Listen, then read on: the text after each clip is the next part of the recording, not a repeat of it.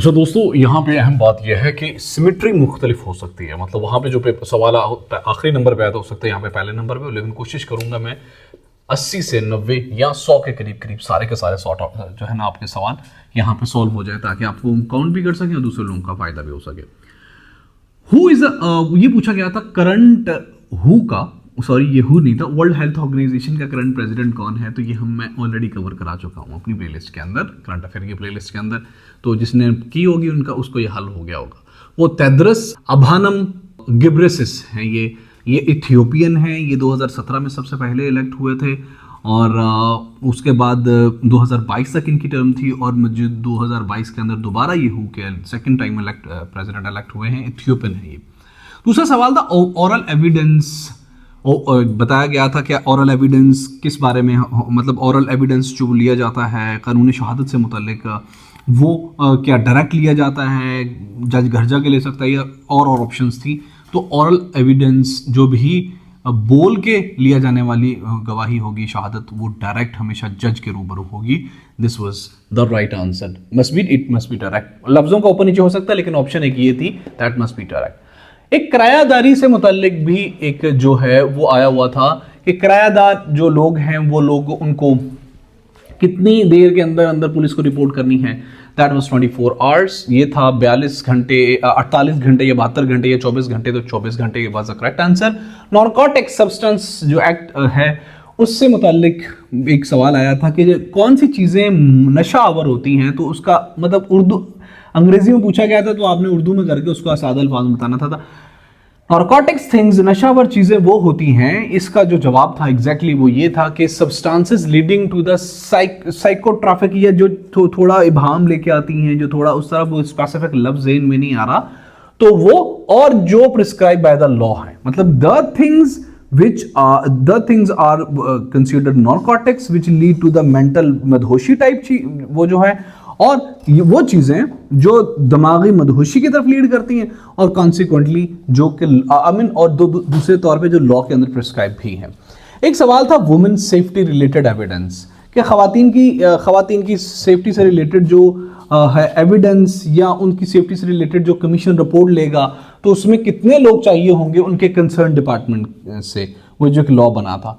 तो वो उनके होंगे कितने जी, एक उनके कंसर्न डिपार्टमेंट के अंदर से एक बंदा होगा जो कि हेड हो सकता है, जो उनके ऑफिस का कोई तगड़ा बंदा हो सकता है।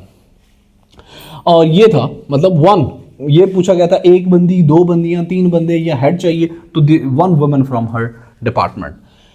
पुलिस ऑर्डर 2002 से एक सवाल आया था कि सीपीओ जो होता है वो किस रैंक का बंदा होता है। Definitely that is supposed to be the DIG rank बंदा। और रिलीजियस कांग्रीगेशन से मुतालिक एक सवाल आया था कि अगर कोई मजहबी पार्टी कोई जलसा जुलूस करना चाहती है और दूसरी मजहबी पार्टी इस बारे में कोई इश्ताल अंगेज हरकत करे या वो इस तरह की हरकत करे, पुलिस को इंटेलिजेंस से पता चल जाए, तो पुलिस क्या करेगी। तो वहां पे एक ऑप्शन था कि पुलिस क्या करेगी, उनसे कॉन्सेंट का एग्रीमेंट लेगी कि भाई आप लोग फड्डा बुड्डा नहीं करोगे, तब तक वो मजहबी जुलूस, मजहबी प्रोसेशन, मजहबी कांग्रीगेशन, मजहबी वो जो जलसा जुलूस है नहीं होने देगी, तब तक दोनों पार्टियां आपस में एक एग्रीमेंट ना दे दें पुलिस वालों को। This was the right answer. Eyebrow से रिलेटेड एक दियत का सवाल भी आया हुआ था, और उसका जो सही ऑप्शन था वो ये था 1/4, कि अगर कोई किसी की आईब्रो का वो करता है तो उसको दियत का 1/4 देना पड़ेगा। एक स्लोगन आया हुआ था, स्लोगन है ये, एक स्लोगन आया हुआ था, live and let others live, या जियो और दूसरों को जीने दो। और एक प्रोपोजिशन भी आई हुई थी, वो थी बीवेयर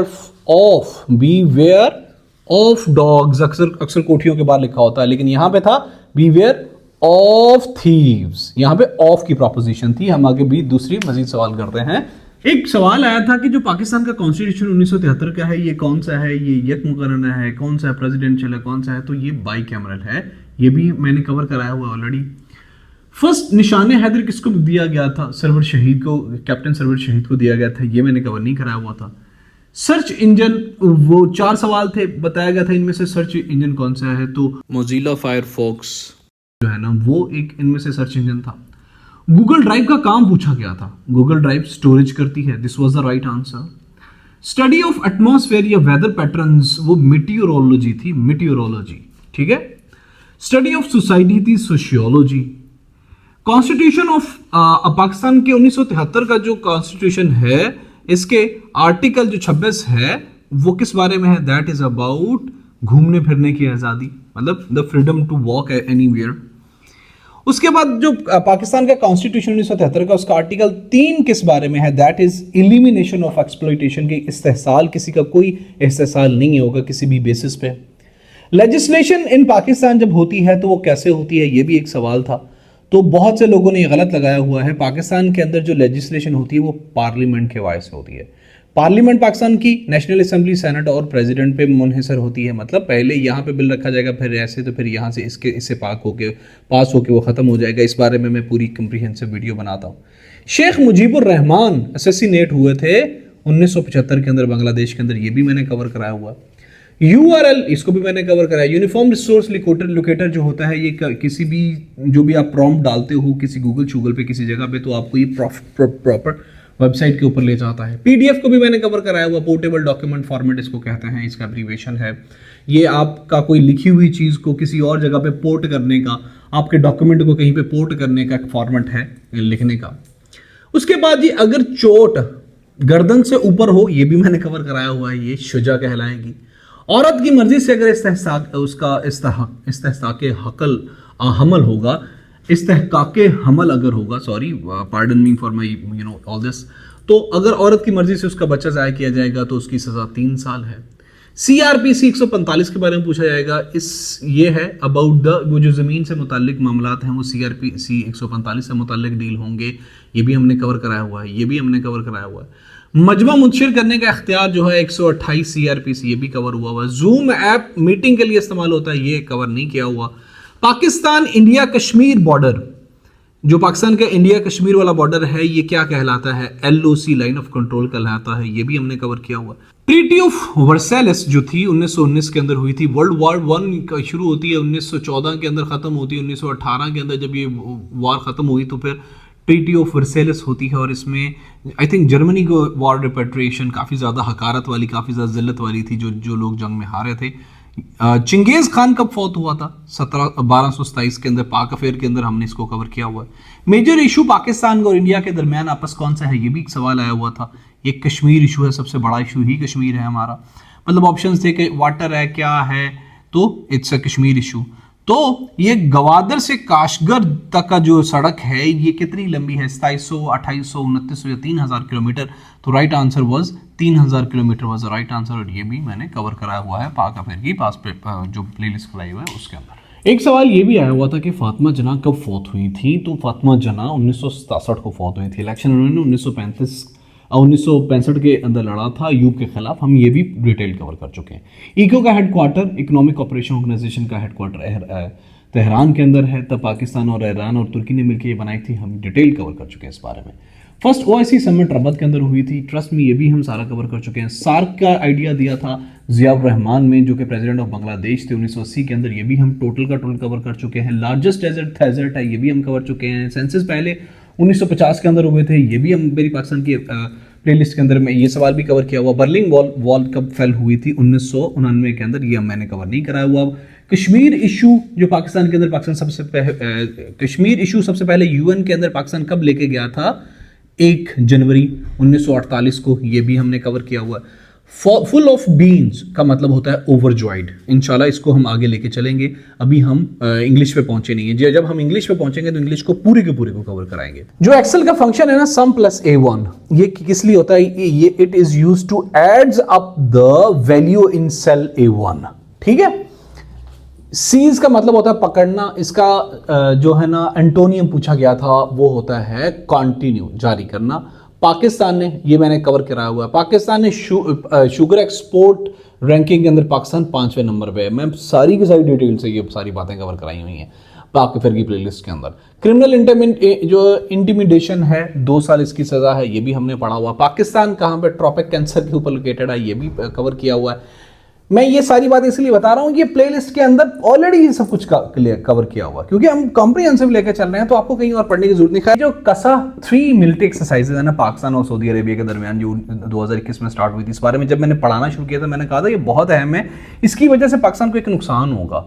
वो तुर्की वाला है। स्ट्रेटेजिक नुकसान हुआ है, इसीलिए जरूर पूछा जाएगा, और ये तब से बहुत बार पूछा जा चुका है। तुर्की हमसे दूर हो गया, हमने देखा कि अभी कोई मेजर डेवलपमेंट नहीं होती, बस वो आता है फॉर्मल चीज़ें होती हैं। सो हमने कैसा जो है 3 मिलिट्री एक्सरसाइज स्टार्ट की हुई हैं सऊदी अरबिया के अंदर, पाकिस्तान और सऊदी अरब के अंदर के साथ ये स्टार्ट होती हैं, मोस्टली अरेबियन सी के अंदर ही होती हैं।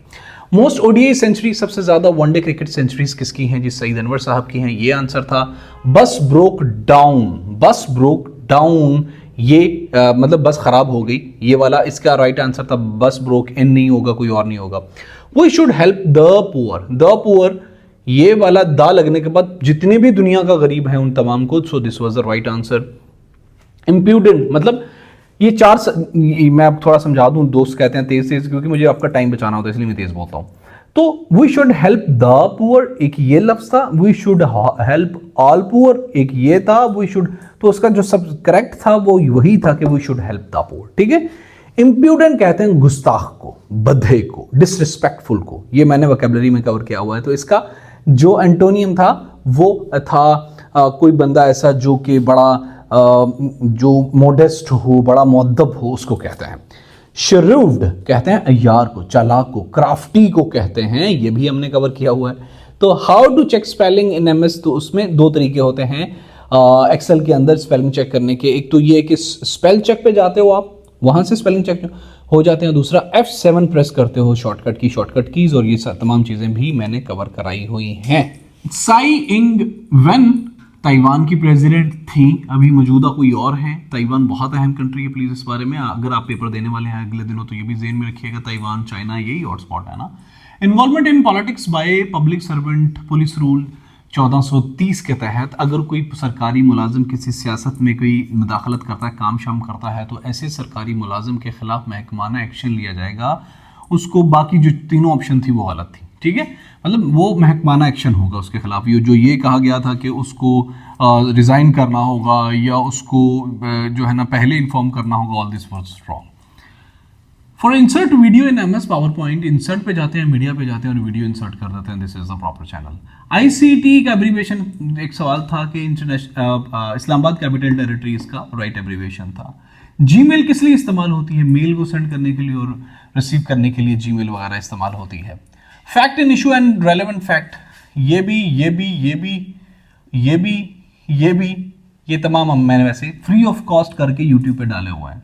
अगर आने वाले टाइम में किसी का पेपर होगा तो ये तमाम चीज़ें प्लीज़ किसी इंस्टीट्यूशन में जाके पैसे ज़ाया करने की जरूरत नहीं है। Fact in issue and relevant fact को मैंने डिटेल डिस्कस किया हुआ है। तो उसका राइट आंसर था, वो जो सवाल आया हुआ था कि fact in issue and fact और रेलिवेंट फैक्ट से मुताल्लिक एक सवाल आया हुआ था, तो उसका राइट आंसर था कि हर वो रेलिवेंट फैक्ट इज कंसीडरेबल के जो भी अदालत को चाहिए होगा, ठीक है। वो कंसीडरेबल होगा, वो बेशक रेलिवेंट फैक्ट हो, फैक्ट इन इशू हो या relevant fact of the fact in issue हो, ठीक है। और अगर कोई वॉचमैन नेग्लिजेंस करता है तो पुलिस जो ऑफिसर है मुतलका उसको वो क्या करेगा कि उसको वार्निंग इशू करेगा कि भाई बंदे के इंसान बनो और इंसान बन के जो मामलात है वो उसको डील करो। बिल्कुल वो गांव के नंबरदार को इसकी सजावार नहीं ठहराएगा और पहली अगर उसकी नेग्लिजेंस पे वो बिल्कुल भी जो मुतलका मजिस्ट्रेट है उसको वो नहीं रिपोर्ट भेजेगा, पहले वो खुद उसे वार्निंग देगा। So these were the things which was asked in the yesterday's paper. आज मैं इसको जरूर इसलिए कर रहा हूं क्योंकि मैं प्रॉपर होमवर्किंग कर रहा था। अब बात करते हैं पेपर बना कैसे। कंपाइलेशन क्या थी पेपर की? लॉ आया है, लॉ के 39 सवाल आए हैं दोस्तों आपके पेपर के अंदर। जीके के 14 सवाल आए हैं, पाक अफेयर के 16 सवाल पूछे थे उसने, कंप्यूटर के 15 के करीब पूछे थे और इंग्लिश के 12 सवाल थे including vocabulary and correction and preposition. GK और लॉ इनका थोड़ा है 3-4 हो सकता है ऊपर नीचे हो, इनके 41 हो सकते हैं, इसके 16 हो सकते हैं, बस 2-3 सवालों का इन्हीं के फर्क है, बाकी इतने थे। आपका पोर्शन कंसिस्ट किया था एएसआई के पेपर के अंदर। अभी एक बात और बताने वाली है दोस्तों, जो मैंने लॉ करवाया था फ्री ऑफ कॉस्ट, कुछ लोगों ने अकेडमियों में पढ़ा 20-20 हज़ार 50-50 हज़ार रुपया दिया, मुझे नहीं पता उनका कितना आया। जो मैंने लॉ करवाया था, मेरे ख्याल में मेरी लॉ की कोई 70 वीडियो हैं, शायद इसके करीब हैं, उसमें से 14 एग्जैक्टली मेरे लॉ के अंदर से आए थे। जीके में से 5 या 6, इसको मैं फिगर आउट नहीं कर पा रहा, मेरे जीके के पोर्शन में से आए थे जो मैंने कवर कराया हुआ ऑलरेडी। पाक अफेयर के जो क्वेश्चन आए थे उनमें से 14 सवाल मेरी जियोग्राफी, 14 सवाल मेरी जो पाक अफेयर की प्लेलिस्ट है हिस्ट्री के अंदर से आए थे। आप उसको, अगर मैं गलत झूठ बोल रहा हूं तो कमेंट में इस बात का आंसर करो, जाके पहले प्लेलिस्ट देखो, प्लेलिस्ट देखो। उसके बाद कोई बंदा अगर मुझे गलत गलत साबित करेगा तो I would have very extreme penalty what ever he और शी वुड डिसाइड। मेरे जो मैंने कंप्यूटर कराया हुआ है ना, उसके अंदर जो मैंने कंप्यूटर कराया हुआ है, मैं इसको फिगर आउट नहीं कर पा रहा, 8 से 9 सवाल मेरी प्लेलिस्ट के अंदर से आए हैं। मैं नहीं कह रहा मेरी प्लेलिस्ट के अंदर है, क्योंकि मैंने इतना कंप्रीहेंस उसको कवर करा दिया कि जरूरत ही नहीं रही। और इंग्लिश के 4 जो अल्फाज थे, वर्ड्स, वो मेरी वन वर्ड सब्स्टिट्यूट और दूसरी जीआरई वोकैबुलरी के अंदर से आए थे। अगर मैं ये गलत बोल रहा हूं तो कोई बंदा इसको साबित करके कमेंट बॉक्स में कमेंट करेगा सर आप झूठ बोल रहे हैं, I would have that very much, but जो भी आप लोगों की वो सजा देंगे मुझे मंजूर है। दोस्तों, करने वाली बात यह है कि मैं ये कहता हूं भाई, फ्री जो चीज मिल रही है जरूरी नहीं वो सस्ती हो। Trust me, I am giving you the benefits and take the benefits. ये आपका फायदे के लिए है। अकेडमीज में पैसे भर के भी यही कुछ मिलना, और हो सकता है इससे सस्ता मिले। उसमें आपका टाइम वेस्ट होगा, आपको टाइम अलॉट करके अकेडमी जाना पड़ेगा, पैसा वेस्ट होगा, आपको अकेडमी में जाके उधर फीसेस भरनी पड़ेंगी, आपको आपकी रूटीन खराब होगी। आपको ये एक चीज आपको फ्री मिल रही है घर बैठे, 24 घंटे जब मर्जी जेब से मोबाइल निकालो और पढ़ना शुरू कर दो। But you people do not appreciate the things which you get easily. ये तो नेचुरल ट्रूथ है। अब ये बात कर लेते हैं कि एक्सपेक्टेड मेरिट क्या बनेगा इस इम्तिहान का। मेरा ख्याल ये है, चूंकि यू पीपल नो 42 से लेकर 47 के करीब मेरिट बनेगा एक्सपेक्टेड जो पेपर हुआ।